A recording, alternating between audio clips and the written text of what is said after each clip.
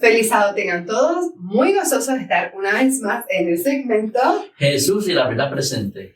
Así que va a ser un segmento, ¿verdad?, de que les vamos a brindar noticias de lo que está aconteciendo en estos momentos en el mundo. Sí. Así que es muy importante, ¿verdad?, que cada viernes se conecte con nosotros a través de ¿cuántas plataformas? Bueno, las 4 plataformas las tenemos por acá arriba. Otra vez. Así que, ¿verdad?, lo que le pedimos es su apoyo y que también puedan compartir el segmento para que entonces podamos, ¿verdad?, estar al día con el acontecer cristianos en este tiempo. Eso es así. Y antes de comenzar, entonces vamos a inclinar el rostro para comunicarnos con nuestro Padre Celestial. Oramos. Amante Padre que estás en el cielo, Señor, gracias te damos por la hora de tu santo sábado. Te pedimos que tu bendición se manifieste en cada hogar, que nosotros, Señor, podamos volver nuestro rostro a ti y que seamos, Señor, receptivos a escuchar tu mensaje, a ponerlo por práctica y también a compartirlo. En el nombre de Jesús. Amén. Pues la noticia que traemos a discutir en esta noche se titula Falta de valores hacen preferir la educación en casa. Así que hay una situación, ¿verdad?, que está sucediendo más notablemente en los Estados Unidos que hacen que los padres, ¿verdad?, tomen esta decisión.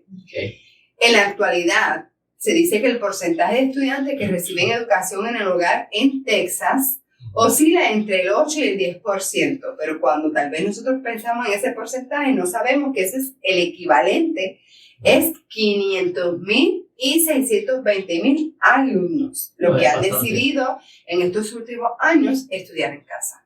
Okay. Sin embargo, desde 2020 ese número ha llegado a casi 30,000 y parece mantenerse ahí, según Jeremy Newman, vicepresidente de la política y capacitación de THSC. Según Newman, hay dos razones detrás de la tendencia. Primero, la pandemia.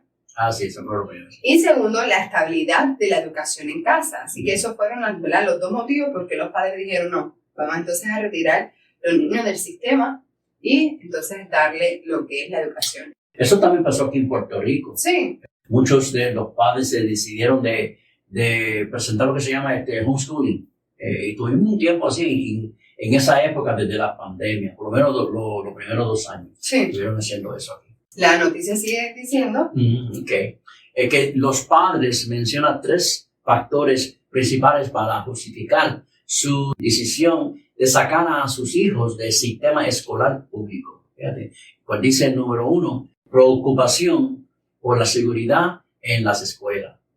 Segundo, deseo de participar activamente en la educación de sus hijos, especialmente en la formación de valores. Sabes que ahora mismo está pasando un suceso bien importante en los Estados Unidos, ¿verdad? Y es el hecho de que hay una agenda que se está llevando a cabo de lo que son transgéneros y demás, y están adoctrinando, ¿verdad?, a los niños, y hay muchos padres en contra de, ¿verdad?, de lo que es el homosexualismo, detrás de lo que es el transgénero. ¿Por qué? Porque se están firmando unas leyes que muchos son creyentes y están en contra de este adoctrinamiento y por eso están retirando a los niños del sistema. Hay una tercera causa que dice también que es la falta de valores adecuados y condiciones en el entorno escolar, porque también hemos presentado noticias que de la misma manera en que hay clubes cristianos, también hay clubes, ¿verdad?, satánicos, Satan Club After School. Entonces, por toda esta gama que están añadiéndose, ¿verdad?, y estas situaciones que se están experimentando en las escuelas, por eso entonces los padres prefieren entonces ellos encargarse de lo que es la educación y lo de la enseñanza de valores. Continúa la noticia diciendo, dice aquí que el director de investigación que se llama Stephen F. Duval. Pues él es el director de la Asociación de Defensa Legal de la Escuela en el Hogar, y él dijo lo siguiente, dice que creemos que la educación en el hogar es una forma maravillosa de educar a un niño y que muchos cientos de miles de familias hicieron este mismo descubrimiento durante la pandemia, porque se dieron cuenta, ¿verdad?, que el país estaba pasando una situación difícil y tomaron esta decisión de ellos entonces educarnos en casa y estar más atentos en lo que es la enseñanza, ¿verdad?, de distintas gamas. Una educación no se puede limitar a yo obtener una buena nota. ¿sabes? Okay. Eso la educación es todo el ámbito social, el ámbito espiritual, ¿verdad? Físico, Sí. y emocional del estudiante. Así que ellos experimentaron eso y cada vez son más las personas que acceden a este tipo de sistema. Hay 3 preguntas para analizar. Aquellos que nos están añadiendo ahora, estamos hablando, ¿verdad?, de cómo hay una situación, ¿verdad?, en Texas per se, donde las familias han optado porque los niños se educan en casa. Así que, ¿cuál sería entonces la primera noticia de Bueno, la primera pregunta nos dice, ¿es aprobada por Dios la enseñanza en el hogar? Hay muchos que están a favor. Y hay otros Hay que muchos están que están en contra. Hay sus razones, fíjate. Recuerda que nosotros estuvimos durante esa pandemia y hubo creo que 1 año, 2 años, que estuvimos con los niños dándole la clase en el hogar. Sí, el sistema cambió. Y si mal me recuerdo, tú eras una de ellos. Sí, exacto, sí, pero el sistema cambió a que se enseñara a distancia. Ajá. Aquí en Puerto Rico, la decisión que se tomó fue que pasara el estudiante en vez del plantel de forma física, que fuera el plantel de forma virtual. En mi caso, yo tomé la decisión de darle homeschooling como tal a los niños. Sí, ok. Se dice que el sistema de educación establecido en Edén tenía por centro la familia. Adán era hijo de Dios y de su padre recibieron instrucciones los hijos del Altísimo.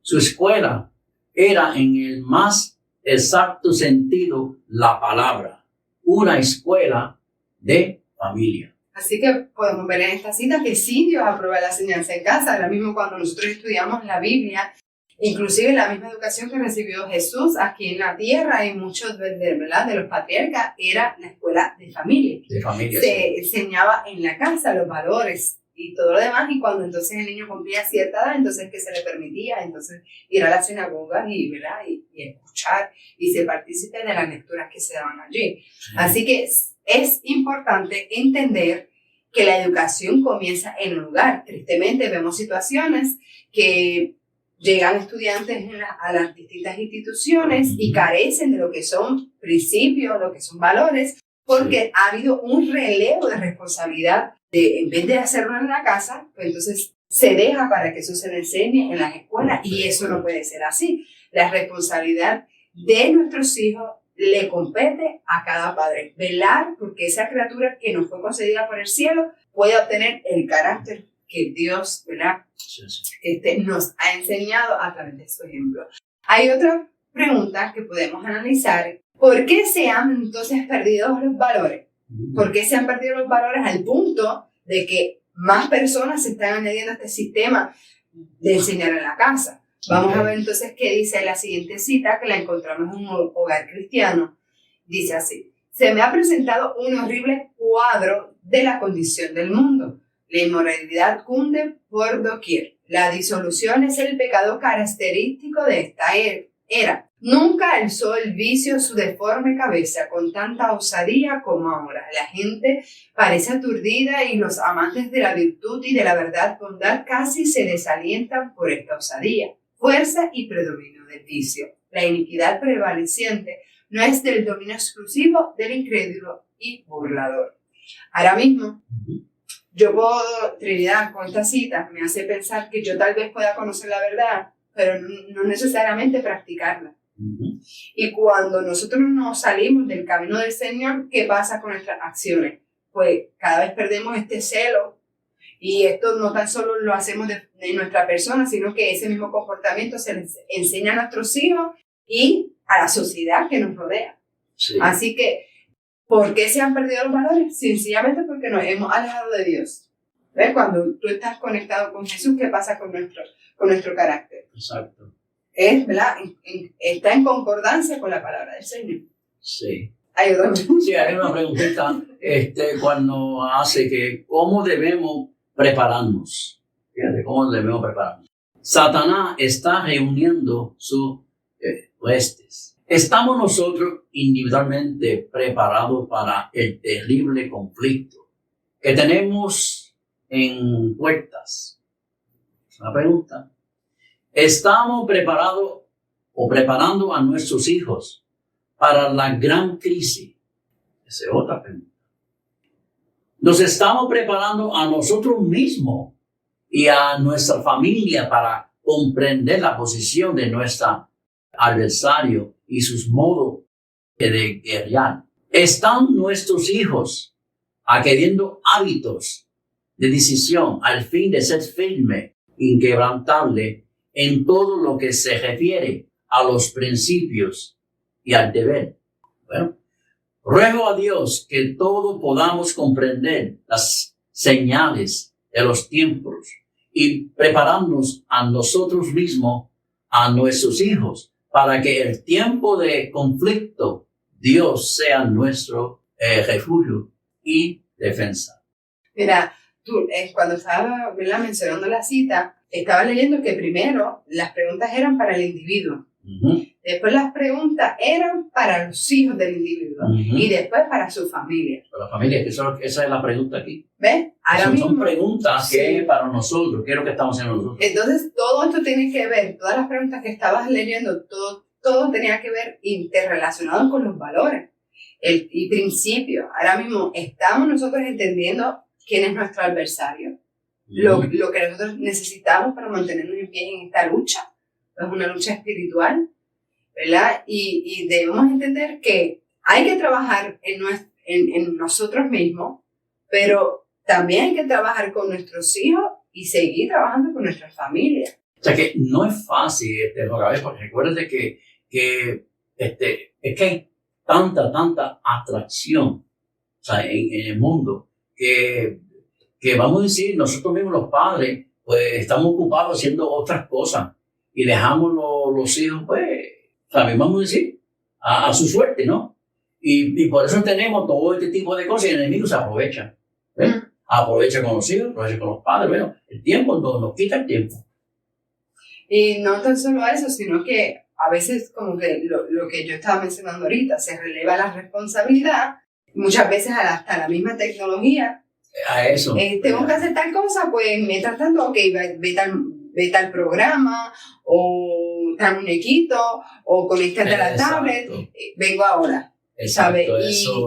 Tenemos que entender que cada minuto cuenta, uh-huh. ¿sabe? Y hay que cuidarlo. Ellos son, ¿verdad? No tienen el juicio ni la madurez que tiene un adulto en saber qué les conviene para su vida y qué no, cómo administran el tiempo, ¿verdad? Y también qué ventanas se están abriendo, porque las ventanas del alma sabemos, ¿verdad?, que son los sentidos, sí. y ellos, ¿verdad? Esto es una computadora que hay que cuidarla, una computadora orgánica que hay que cuidarla, y más a nuestros hijos, ¿verdad?, que sabemos el ataque tan duro que Satanás está teniendo en esta sociedad hoy día, ¿sabes? Y es una guerra abierta para que ahora mismo los padres, y esto se ve mucho más en los Estados Unidos, que le digan, o sea, tú no le puedes decir a tu hijo qué decidir, ¿ves? Tú tienes que dejar que ellos elijan, sí. ¿sabes? Y eso es real, es algo real y muy preocupante, sí. Que los derechos cada vez se vayan acortando, y cediéndole esa patria potestad al Estado, que sabemos que es lo que nosotros, ¿verdad?, que nos espera. Exacto. Y entonces la siguiente pregunta dice, ¿a qué debemos aferrarnos? Vamos a ver qué dice la palabra del Señor en Proverbios 22:6. Dice, instruye al niño en su camino y aun cuando fuere viejo, no se apartará de él. Cuando nosotros instruimos a nuestros niños, enseñándoles lo que es correcto y lo que es agradable a nuestro Dios. Exacto. Cuando nosotros le enseñamos eso, el Espíritu Santo va a comenzar a trabajar en esa vida. Lo dice la palabra del Señor. O sea, enséñale qué es lo correcto, enséñale el temor a Dios. Tristemente, cada vez se pierde eso, ¿verdad? En lo que es la sociedad. Y acuérdense que la sociedad está compuesta por familias, por la institución de la familia. Así que hay que cuidar lo que es la institución de la familia. O sea, sí. Y en conclusión, bueno, velar para que la educación de nuestros hijos no carezca de falta de valores. Mira, ahora mismo, yo que ahorita comentaste que tuve 2 años en lo que fue el sistema de homeschooling. Exacto. A mí me fascinó. me encantó. Ahora mismo, toda la vida, mis hijos han pertenecido al sistema cristiano, ¿verdad? Privado, una escuela privada cristiana de nuestra denominación. Y en todo este proceso de lo que fue la pandemia, ¿verdad? Me retiré a lo que fue el homeschooling y nuevamente están participando, ¿verdad? De lo que es la educación privada cristiana, que también la apoyo, trabajo ahí, Sí. ¿verdad? ¿Y por qué? Porque la visión, ¿verdad? Que tenemos es restaurar la imagen de Dios en cada uno de los estudiantes. Y debe ser no tan solo de cualquier persona, sino más de los creyentes, que se preocupen de no tan solo de nuestros hijos, sino de toda una generación. También, como parte de la conclusión, tenemos que decir que el derecho a los padres sobre sus hijos tiene base bíblica. Sí, ya lo leímos, el texto bíblico tiene base bíblica, o sea, así. Cuidemos de los tesoros que nos fueron encomendados. ¿Y quiénes son esos tesoros? Nuestros niños. Nuestros niños. Mira, claro. Eso que acabamos de decir, que el derecho a los padres sobre sus hijos tiene base bíblica. Los hijos le pertenecen a sus padres, no a una sociedad. Sí. No a la sociedad que les quiere imponer tantas cosas. Exacto. No es lo que esté a la moda, no es lo que esté más cool, ¿sabes? Ojo con la música que escuchan nuestros hijos y los programas que ven. El enemigo quiere arrebatarle las vidas, no las quiere, ¿sabes? Y va a buscar lo que sea porque él sabe que le queda poco tiempo, Trinidad. Eso es, claro. Y como tú estabas mencionando ahorita, es muy atractivo todo lo que pone. No, sí, eso es así. Así que enseñémosles sobre todo a esos tesoros, como estaban mencionando, el temor a Dios. Eso es lo importante. Eso es importante de todo. Es vital en esta generación cuidar su entorno de las acechanzas de enemigos. Porque es una lucha real. Y viene por tus hijos, viene por tu familia, viene por ti, pero no estamos solos, ¿verdad que no estamos solos? No estamos solos. Eso es así. Dios nos ha concedido, ¿verdad?, su Santo Espíritu. Estamos, el cielo, ¿saben?, dispuesto a que cada uno de nosotros podamos disfrutar de lo que es la salvación que por gracia nos fue concedida. Así que eso es ayuno y oración. Independientemente de la situación que usted está afrontando en su familia, ¿verdad?, con sus hijos, nunca es tarde. Pidamos al Señor la fe que necesitamos y Él va a estar a nuestro lado para que nosotros podamos guiar a nuestra familia hacia la perfección. Así que los esperamos.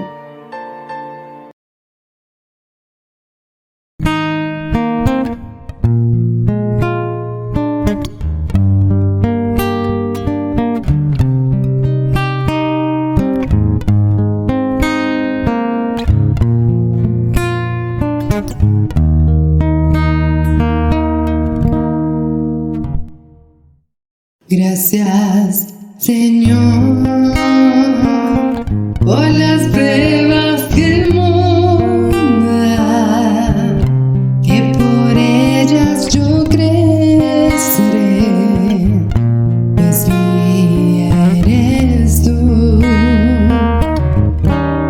Gracias, Señor, que las luchas paciencia traen. Aprendo a que debo amar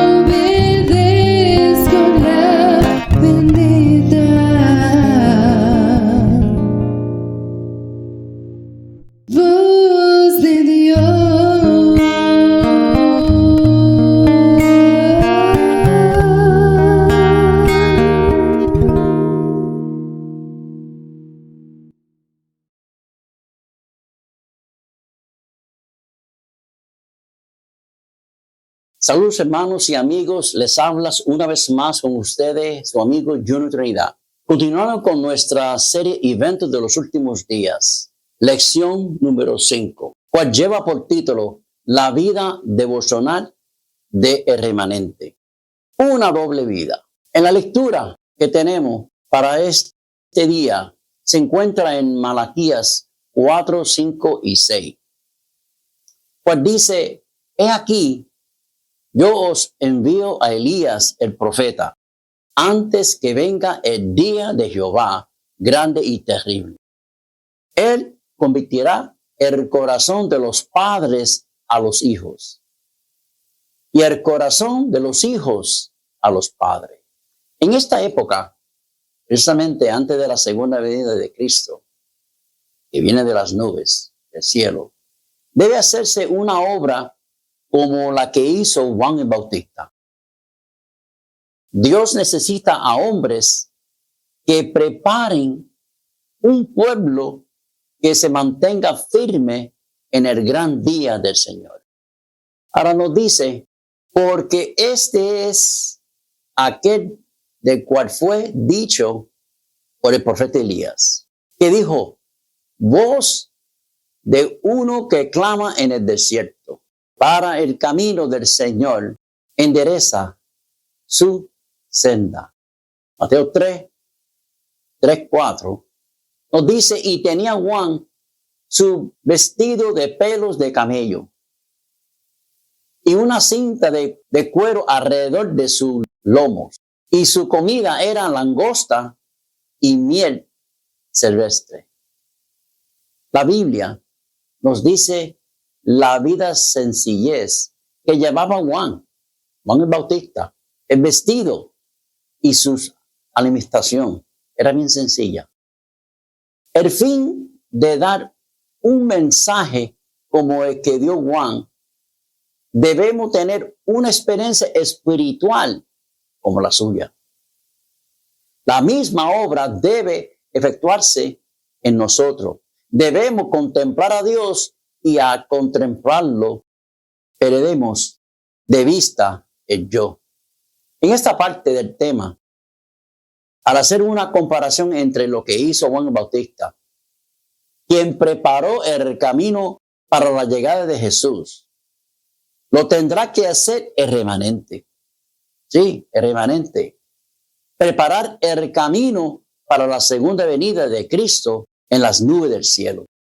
Ahora, aquí nos dice en Juan 1:29, y Juan, en el momento de furia, dijo, era aquí el Cordero de Dios que quita el pecado del mundo. Y en un momento, cuando estaba pasando por las crisis en la cárcel, su fe fue probada tremendamente. Y dijo, ¿eres tú aquel que había de venir? ¿O esperámonos a otro? En Lucas 7:19, de la misma forma, la fe del remanente será probada. Va a ser probada antes de su regreso. Si este es el Mesías, mi Salvador, ¿por qué no me saca de aquí? Es lo que estaba diciendo Juan. ¿Por qué permite que yo, que viene siendo el primo, estamos hablando de Juan Bautista, quien puso todas mis esperanzas en él, pase por esta situación? Pues mira, el Señor lo permitió por una razón. Para dejarnos una lección de entrega hasta el sacrificio de los que han de confiar en él. Fíjate, en estos últimos tiempos. La vida devocional de remanente, nuevamente, hermanos. La comunión con Dios ennoblecerá el carácter y la vida. Los hombres verán que hemos estado con Jesús como lo notaron en los primeros discípulos. Esto comunicará al obrero un poder que ninguna otra cosa puede dar. Estamos hablando del remanente. No debe permitir que cosa alguna le prive de este poder. Hemos de vivir una vida doble, una vida de pensamiento y de acción, de silenciosa oración y fervorosa trabajo. Esa es la clave. Vivir una vida como de oración, trabajando directamente y fervorosa. Nada, hermanos, nada debe interferir en su relación con Dios. Nada. Y compartir la palabra con otros. Esa es la clave. Es una pregunta. ¿Cuál debe ser la tarea diaria de nuestra vida? Pues fíjate, nos dice oración y esfuerzos y oración. Será la tarea de vuestra vida. Número 1, debes orar como si la eficiencia y la alabanza se deberían completamente a Dios. Y número 2, trabajar como si el deber fuera todo vuestro. Es nuestro deber. Nadie que no ore puede estar seguro un solo día o una sola hora. No puede estar.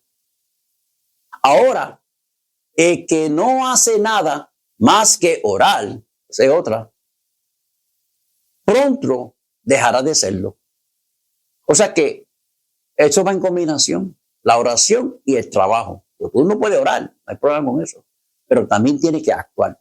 Debemos estar agarrándonos de Cristo firmemente para poder subsistir en estos tiempos que vienen. Viene la tormenta que probará la fe de todo hombre, no importa de qué clase sea. Los creyentes deben estar ahora firmemente arraigados en Cristo, o de otra manera serán desviados por alguna fase de error. O sea que debemos estar estudiando a través de la oración, porque va a venir alguien por ahí y te va a confundir. Será bueno que cada día dediquemos por lo menos una hora de reflexión a la contemplación de la vida de Cristo. Deberemos tomarla punto por punto y dejar que la imaginación se procesione de cada escena, especialmente de las finales. Leer bien cada palabra con mayor interés que el que le dedicamos a la revista un billete porque se trata de su salvación. ¿En qué consiste nuestra única defensa? La única defensa en contra el mal consiste en que Cristo more en el corazón por la fe en su justicia. A menos que estemos vitalmente relacionados con Dios, no podemos resistir los efectos profanos del amor propio, de la complacencia propia y de la tentación a pecar. Podemos dejar muchas malas costumbres y momentáneamente lo podemos separarnos de Satanás, eso es verdad. Pero sin una relación vital con Dios, por nuestra entrega a Él, momento tras momento, seremos vencidos. Seremos vencidos. Por eso es vital que tengamos nosotros una relación con Dios. ¿Qué tenemos que hacer para conocer a una persona? El libro de Juan 17:3. Y esta es la vida eterna, que te conozcan a ti, el único Dios verdadero, y a Jesucristo, a quien has enviado. Juan 5:39 nos dice, escudriñad las Escrituras, ellas son las que dan testimonio de mí. ¿Qué sucede si no tenemos un conocimiento personal con Cristo? Sin un conocimiento personal con Cristo y una continua comunión con Él, estamos a la merced del enemigo. Y al fin haremos lo que nos ordene. Cristo y Cristo crucificado debe ser el tema de nuestra meditación, conversación y más gozosa emoción. Eso es lo que debe ser para nosotros. Guiados por el Espíritu Santo, hermanos. El corazón humano no puede conocer la felicidad hasta que se someta para ser moldeado por el Espíritu de Dios. El Espíritu conforma el alma renovada según el modelo Jesucristo. Mediante su influencia, la enemistad contra Dios se cambia en fe y en amor, y el orgullo en humildad. El alma recibe la belleza de la verdad. Y Cristo es honrado en la excelencia y la perfección del carácter. No hay, hermanos, no hay en nuestra naturaleza impulso alguno, ni facultad mental o tendencia del corazón que no necesite estar en todo momento bajo el dominio del Espíritu de Dios. Esto lo dice en Patriarca y Profeta, página 446. El Espíritu ilumina nuestras tinieblas, informa nuestra ignorancia y nos ayuda en nuestras múltiples necesidades. Pero la mente debe buscar a Dios en forma constante. Eso es así, constante. Si se permite que la mundanidad entre en ella, si no tenemos deseo de orar, ni deseo de estar en comunión con Él, con Dios, quien es la fuente de la fortaleza y la sabiduría, el Espíritu no permanecerá en nosotros. Eso es así. La necesidad de estudiar la Biblia, hermanos. Ningún corazón renovado puede mantenerse tierno sin la aplicación diaria de la sal de la palabra. Debe recibirse diariamente la gracia divina o ningún hombre permanecerá convertido. Por eso necesitamos estudiar la Biblia todos los días. Comemos todos los días. Esto es falso.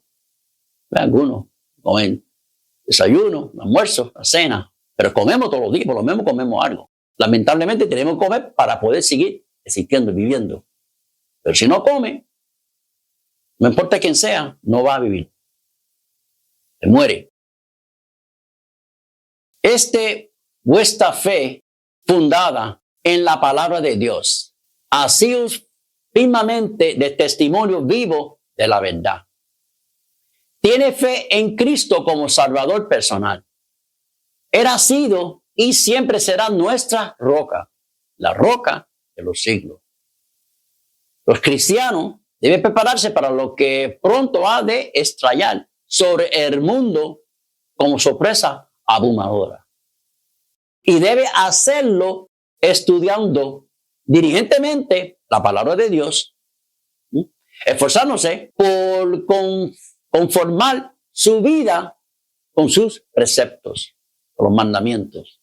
Lo tenemos aquí en la lámina. Solo los que hayan fortalecido su espíritu con las verdades de la Biblia podrán resistir en el último gran conflicto.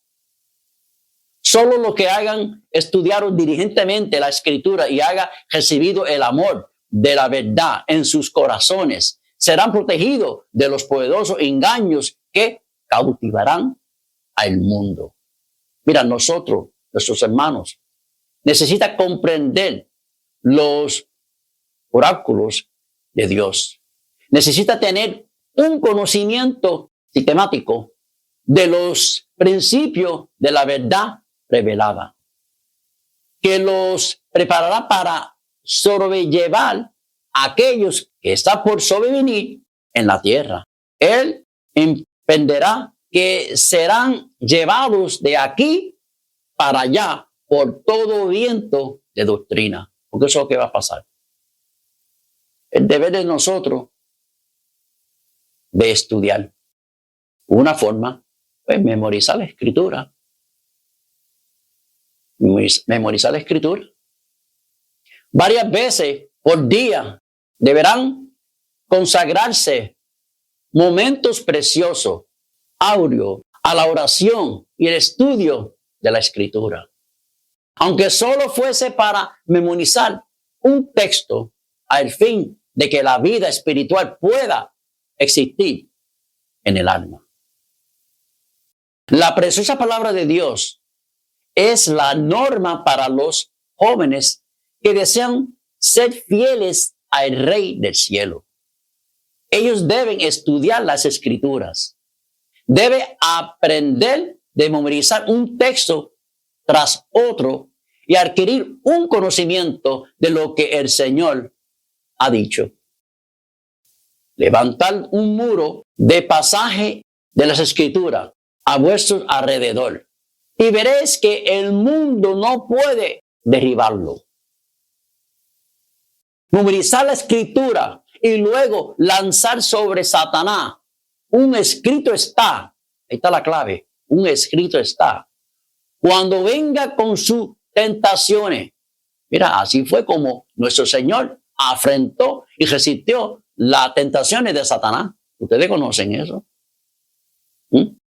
Colgar en la anticámara de la memoria las preciosas palabras de Cristo deben ser valoradas mucho más que la plata o el oro. Guardar con vosotros una Biblia de bolsillo mientras trabajas. Y aprovecha cada oportunidad para memorizar su preciosa promesa. De otra. Llegará el tiempo cuando muchos serán privados de la palabra escrita. No vamos a tener Biblia. Pero si esta palabra está grabada en la memoria, nadie puede quitarla de vosotros. Hay que tenerla aquí. Apocalipsis 14, un ancla para el pueblo de Dios. Estos últimos días es nuestro deber indagar el pleno significado de los mensajes del primero, el segundo, el tercer ángel. Los mensajes del primero y el segundo y el tercer ángel están unidos entre sí y se revelan en el capítulo 14 de Apocalipsis, el sexto versículo hasta el final. Por ejemplo, aquí lo tenemos, Apocalipsis 14, 6, 12. Y vi otro ángel volar por el medio del cielo, que tenía el evangelio eterno para predicarlo a todos, a los que moran en la tierra, a toda nación, tribu, lengua, pueblo, diciendo en gran y alta voz, de ver a Dios y darle gloria, porque la hora de su juicio, ¿qué? Es venida, ha llegado. Y adorar a aquel que ha hecho el cielo, la tierra y el mar y las fuentes de las aguas. Y el 8 nos dice que, y otro ángel le sigue diciendo, ha caído Babilonia, aquella gran ciudad, porque ella ha dado de beber a todas las naciones del vino de furor de su fornicación. El 9 nos dice, y el tercer ángel lo sigue diciendo en alta voz, dice, si alguno adora a la bestia y a su imagen y toma la señal en su frente o en su mano, este también beberá del vino de la ira de Dios, el cual está echado puro en el cáliz de su ira, y será atormentado con fuego y azufre delante de los santos ángeles y delante del Cordero. Y el humo del tormento que ellos sube para siempre jamás. Y los que adoran a la bestia y a su imagen no tiene reposo día ni noche, ni cualquiera que tomará la señal en su frente. No van a tener reposo. Pero el 12, hermano, dice, aquí que está escuchando este tema aquí, ustedes que están escuchando este tema, aquí está la paciencia de los santos. Aquí están los que guardan los mandamientos de Dios y la fe de Jesús. Nuevamente, haciéndole un hincapié a los mensajes. El primero, cuando dice que el primero mensajero, el ángel, un mensajero, un ángel, anunciará la inminencia del juicio, porque eso es lo que se está hablando. Va a haber un juicio. El segundo proclama que la confusión espiritual en que vive el mundo se está clarificando, puesto que hasta los propios creyentes empiezan a rechazar lo que se llama planteamientos religiosos tradicionales. Que hay que estar problemita. ¿Sí? Y el tercero amonesta a quienes guardan los mandamientos de Dios y tienen la fe de Jesús, para que no se sometan a ninguna imposición contra la libre conciencia cristiana. Noten, hermanos, que el primer mensaje y el segundo mensaje se dieron para allá para el año 1843 y para el 1844. Y ahora estamos bajo la proclamación del tercer ángel. Los ángeles representan al remanente de Dios, en cuyas manos está la proclamación del evangelio eterno para predicarlo a todos los que habitan en la tierra. Claro está, hermanos, somos nosotros que tenemos que dar este mensaje. No son los ángeles que van a estar hablando de esto. Somos nosotros. El tercer ángel dirigirá la atención de ellos, que fue para allá para el 1844 y 43, hacia el lugar santísimo. A los que había tenido experiencia en los mensajes anteriores les indicaba a los nuevos creyentes el camino del santuario celestial, donde Jesús ministraba en su favor. Muchos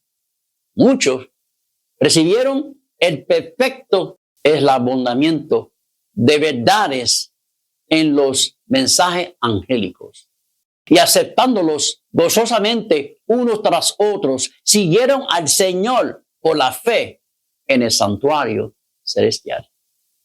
Estos mensajes me fueron representados, que según la sierva habla, como un ancla, vamos a decir así, para el pueblo de Dios, quienes los comprendan y acepten, aquellos que comprendan y lo acepten, quedarán libres de verse arrastrados por los muchos engaños de Satanás. Aquellos, recuerden, son aquellos que comprendan. Es muy importante que entendemos que en 1844, cuando Cristo entró en el lugar santísimo, en el cielo, fue en el cielo, ahí estaba todavía el arca de testimonio que Juan vio. Juan vio eso, que tenía las tablas de la ley. Eso nos dice también en Deuteronomio 10:5 y Apocalipsis 11:19. Eduquen la mente para creer en la palabra de Dios, hermanos. Aquellos que sientan con libertad para cuestionar la palabra de Dios, para dudar de todo cada vez que haya la oportunidad de manifestar incredulidad. Fíjate, encontrará que se requerirá una tremenda lucha para ejercer fe cuando llegue la prueba. Será casi imposible vencer la influencia que domina la mente, que ha sido educada en las líneas de la incredulidad. Pero mediante este curso, vamos a hablar de curso de acción, el alma se encuentra amarrada a la trampa de Satanás y llega a ser impotente para romper la terrible red que ha sido tejida cada vez más cerca del alma. Cuando usted duda, ¿quién cree que viene para apoyarlos? Una buena pregunta. Asumir una posición de duda, el hombre llama en su auxilio a la agencia de Satanás. Pero la única esperanza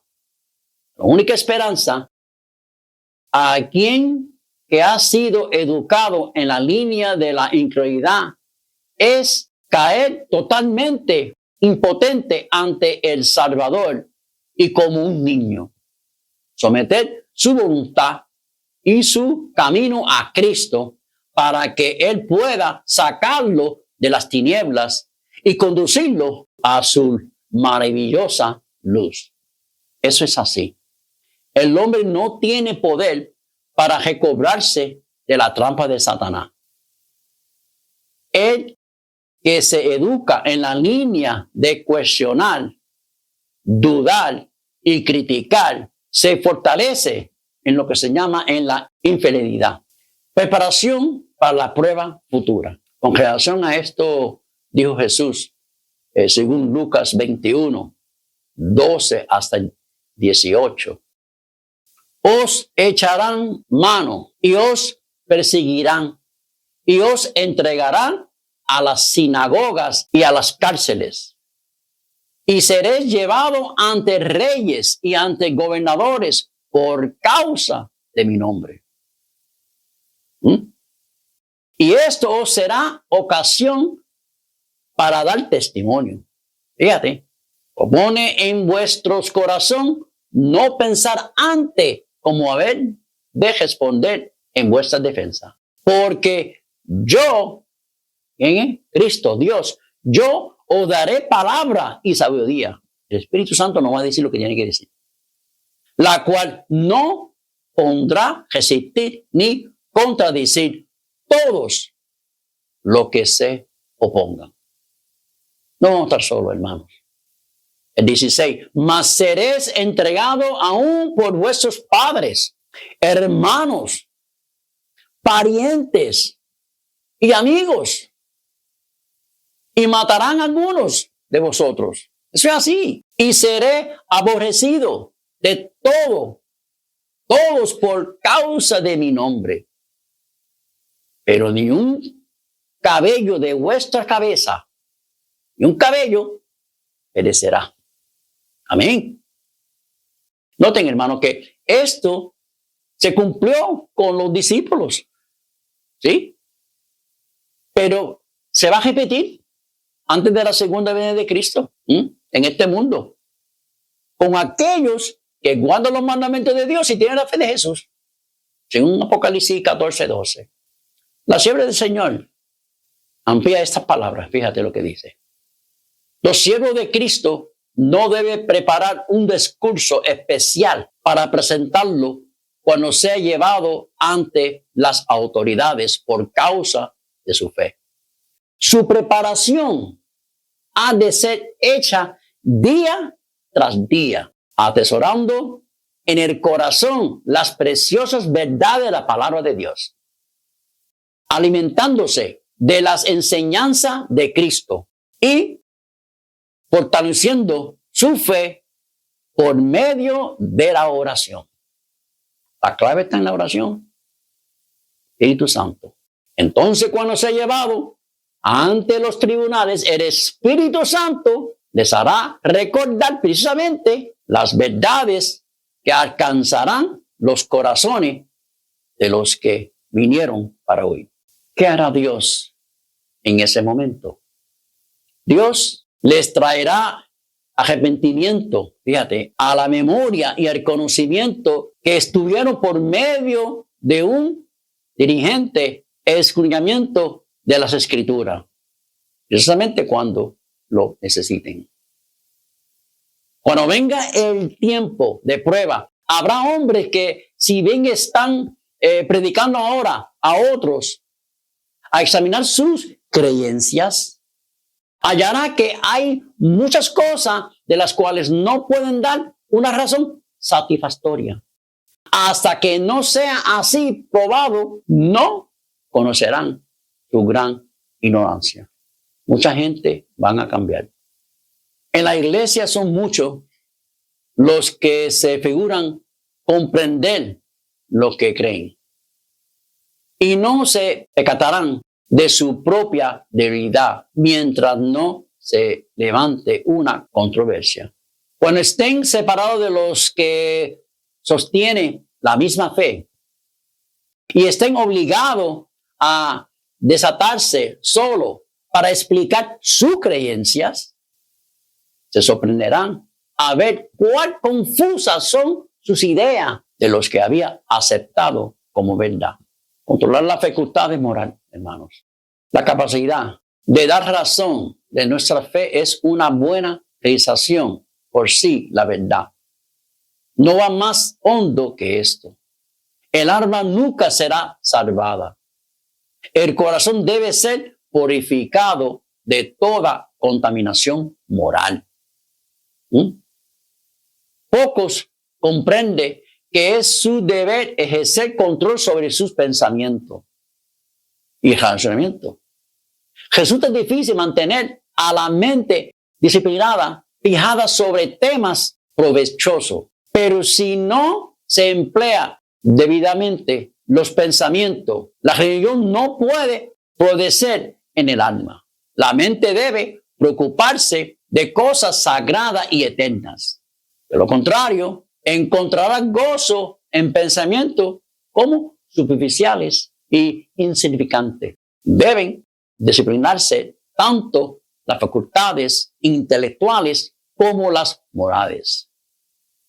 Y éstas se fortalecerán y que crecerán mediante el ejercicio. No se rinden ante el primer fracaso. Perseveren, que al final encontrará el paraíso.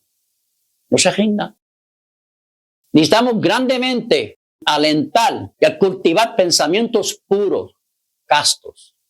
Fortalecer las facultades morales ante que las potencias inferiores y carnales.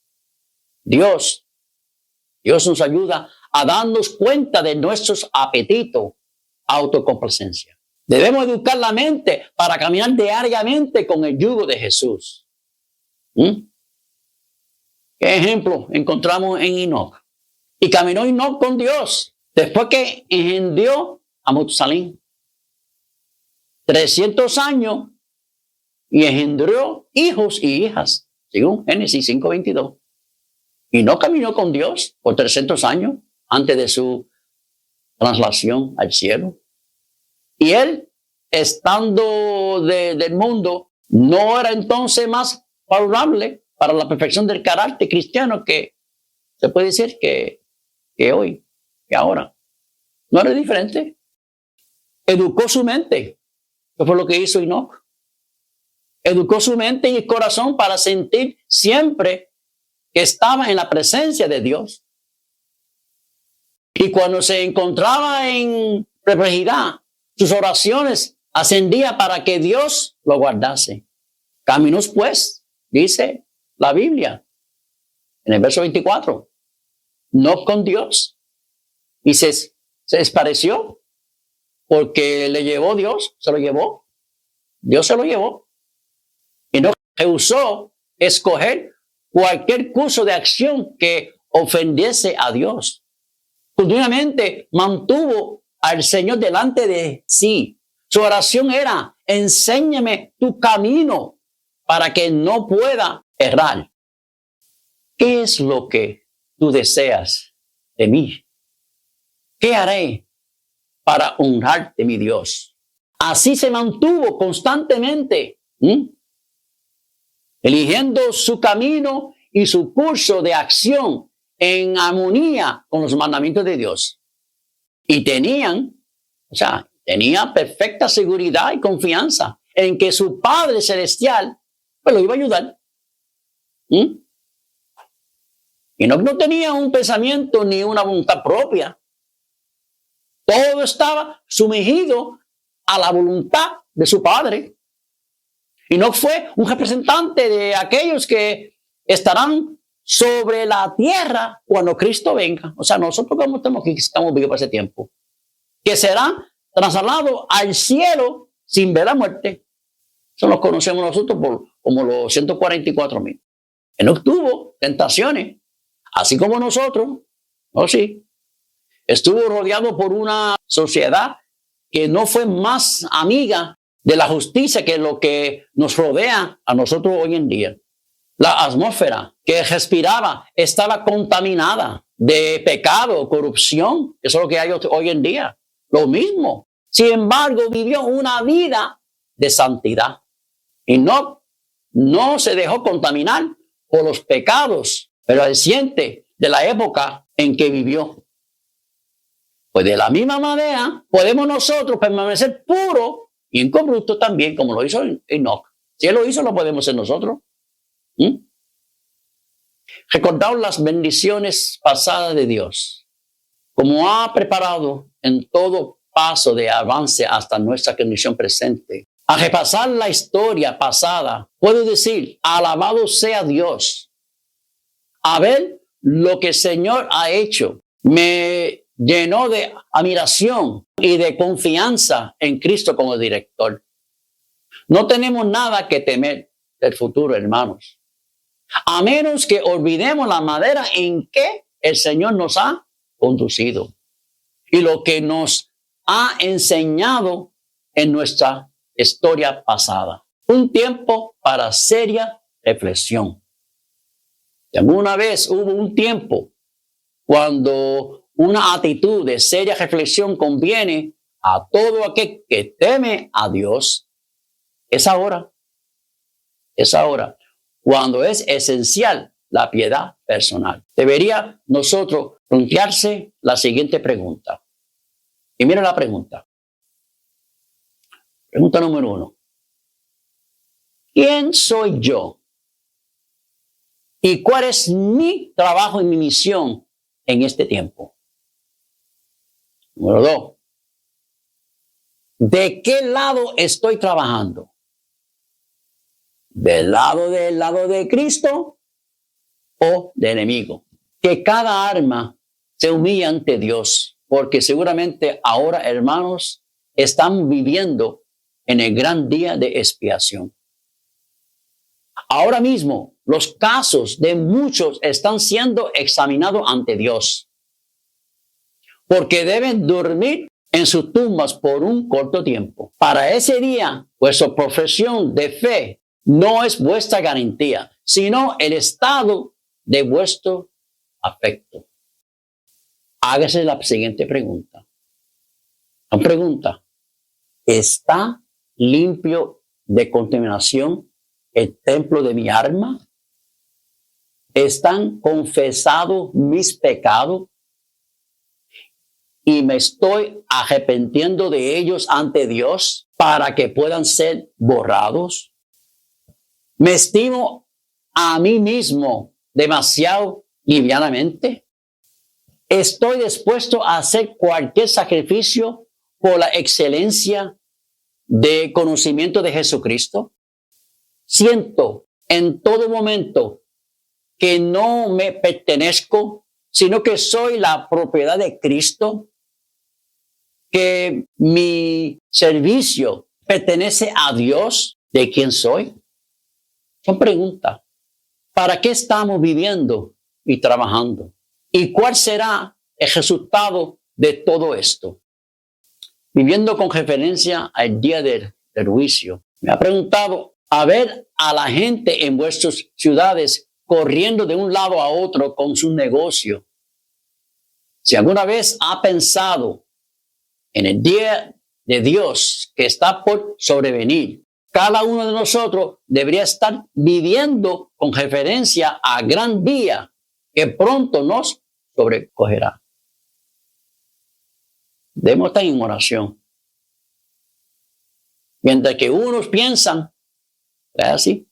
Piensen en cosas de la tierra, lo que pasa aquí en el mundo, en la tierra. El remanente se debe estar ocupando en las cosas de Dios. No podemos permitirnos vivir sin tomar en cuenta el día del juicio, pues aunque se posponga mucho, ahora está cerca a las puertas y se apresura grandemente. La trompeta del arcángel pronto sorprenderá a los vivos y despertará a los muertos. Muy pronto. Si no hallamos placer ahora en las contemplaciones de las cosas celestiales, si no tenemos interés de tratar de conocer a Dios, ningún deleite en contemplar el carácter de Cristo. Si la santidad no tiene atractivos para nosotros, podemos estar seguros de que nuestra esperanza del cielo, hermano, es vana. La perfecta conformidad y la voluntad de Dios es el alto blanco que debe estar constantemente delante del cristiano.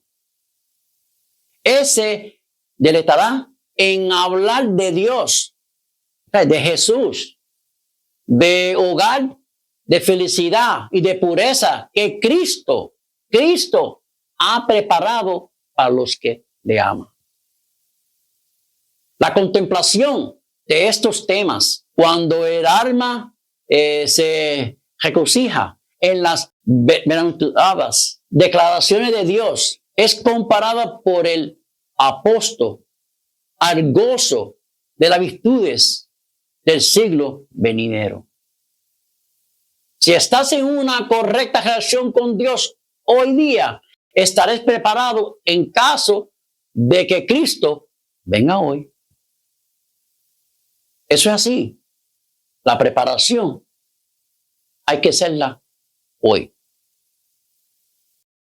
Le esperamos en nuestra próxima lección número 6, cual lleva por título el estilo de vida y las actividades del remanente.